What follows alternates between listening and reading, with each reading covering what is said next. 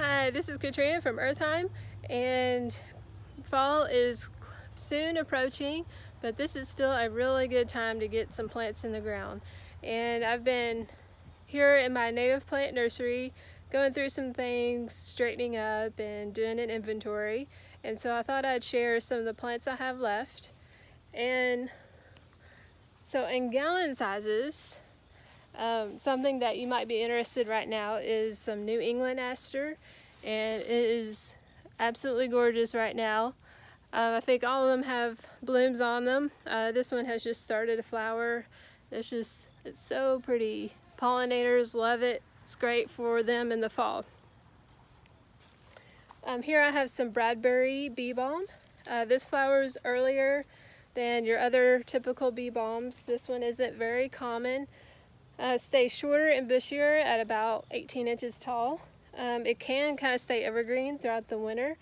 It has thicker, tougher leaves. They're fragrant if you rub them, but flowers light purple. It's my favorite, one of my favorite. Love all the bee balms. Next I have a gray-headed coneflower, and I can't ever say the Latin name, but it's like Rotibia, something like that. But it gets about 3 to 4 feet tall. Gets kind of bushy, has really nice yellow flowers, and the center is gray. That's why it's called gray-headed. If you really need a fill-in area, this is really good. One of my clients had me plant a bunch of this along their pond, kind of off in the distance, and they said it just it almost glowed at night, which is pretty cool. Here is Rattlesnake Master, and these are all in gallon pots. Even though it looks like it has these little burrs on the side, they're not prickly at all. So it has basal growth, and then what it'll do, it'll send out a stalk, and it looks like these little round prickly spheres, but they don't hurt you. And pretty cool plant if you want something different. I have another aster. This is the aromatic aster. I only have about 4 of these left, but it is also about to flower. If you crush the leaves, it is fragrant, so that's why it's called aromatic. I have 3 of the wild bee balm left. This is purple prairie clover, and I just potted these up a few weeks ago, and they're still kind of slow to get a little bit bigger, but really different. It's actually kind of considered native in Kentucky, but it's more in western Kentucky you would find it naturally, but it's getting kind of hard to find, so I feel like we need to preserve this in our landscape. Doesn't get very big, or doesn't get that bushy either, but it gets about 12 to 18 inches tall and has these purple flowers. Early summer. Don't let clover fool you. It's not in the clover family, so it's nothing that resembles that in your lawn. I'm going to have a bunch of bearded iris available. I'll get the list and the varieties I have up soon on the website. Here is a native type of hibiscus. It's called rose mallow.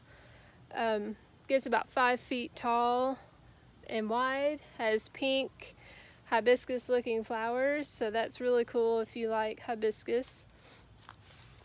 This is called hairy wood mint, and these are in 4-inch pots for $5. Likes partial shade, kind of likes moisture. If you rub the leaves, it's really fragrant. Kind of resembles, peppermint and spearmint a little bit, but it's not related, so don't get too scared when you hear the name mint. It is in the mint family. It just smells so good when you rub the leaves. I have a few Joe Pye here in 4-inch pots. And then I have another type of hibiscus called hardy hibiscus. It gets a red flower and I'd say it gets about 3 feet wide, maybe 6 to 7 feet tall. So it's really like a kind of a statement plant. And put it in a protected spot or mulch it really well before winter, because it's a hardy hibiscus, but if we get a really bad winter or something, it might not make it, but mine has always come back. I've never had a problem. I have some more New England asters here in 2-gallon pots. If you see this and that scares you, this is an adaptation as a prairie plant. So normally asters are grown in a prairie with a lot of native grasses, and the grasses get real bushy and shade out all these stems on the bottom. So to adapt, the asters actually, once they get so tall, the bottom foliage starts dying, and that's so it doesn't have to expend energy taking care of all this foliage that is just getting shaded out. So that's why it does that. Don't get scared when you see that. I have some butterfly milkweed left. I think they're looking pretty good. They're in 4-inch pots. I've actually had to end up taking most of my milkweed off the market because the monarchs have laid so many eggs and caterpillars on it. They're eating it, and I actually need it to keep on feeding them. But I'll have that back up for sale next spring. So if you want some milkweed, I have several varieties. Get them soon because I always sell quite a bit of the milkweed. I have 2 native honeysuckle vines left. They're getting, the vines are getting pretty tall, but they're in 1-gallon pots. And then I have Christmas fern in 1-gallon pots, and this is a full shade plant. They call it Christmas fern because it stays fairly evergreen throughout the winter, and back in the olden days they would actually cut the fronds and use them to decorate for Christmas. Really pretty fern. Only gets about 18 inches to 2 feet tall.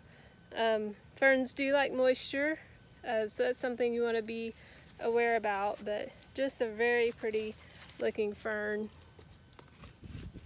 I have some other things here and there, so you can go to my website, eartheim.com, and check out the Native Plant Nursery tab there, and you will find a spreadsheet with everything I have and prices and more information.